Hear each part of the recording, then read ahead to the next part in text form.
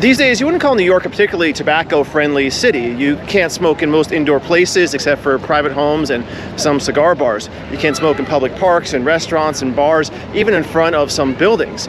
And to be clear, these policies are broadly pretty popular. But it's a bit ironic because New York's had a long association with tobacco that goes all the way prior to it even being founded.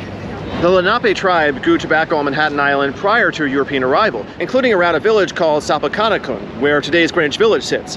With the establishment of New Amsterdam by the Dutch, the natives were pushed out, and Dutch tobacco farms were established in the area, along with others farther up the island and in today what are the outer boroughs. Tobacco smoking was also enjoyed in the colony.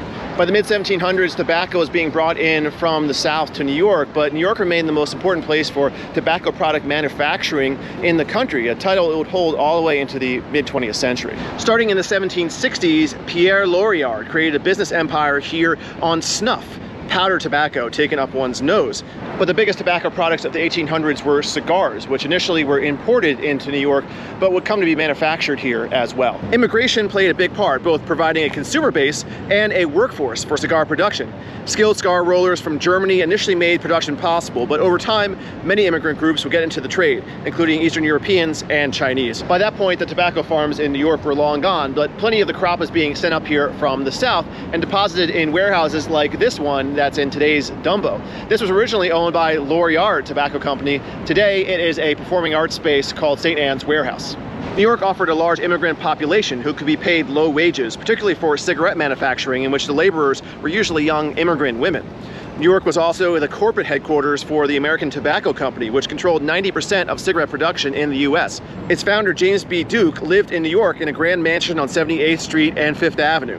By the mid-20th century, cigarette manufacturing was moving out of the city as well, but it was still the home of major cigarette companies, including American Tobacco, Philip Morris USA, maker of Marlboro cigarettes, and Lowe's, which had bought Lorillard, maker of Newports. New York was and is the center of the advertising world, and the big ad companies came up with tons of famous cigarette ads right here. And cigarette advertising was ubiquitous throughout the city, from Times Square to the city's famous sports stadiums to the athletes pushing cigarettes themselves. But for many reasons, things have changed. Cigarette advertising is banned in many places, including near schools and in the subway system. Just buying a pack is very expensive now. It costs a minimum of $15.44. And the tobacco companies have moved their headquarters from New York City. Philip Morris, which had been incorporated in New York in 1903, moved its headquarters to Virginia in 2003. Not long after that, the contentious ban on cigarette smoking in bars went into effect. Today, thanks to less and less people smoking and the rise of vaping, tobacco has probably never been less present in New York City.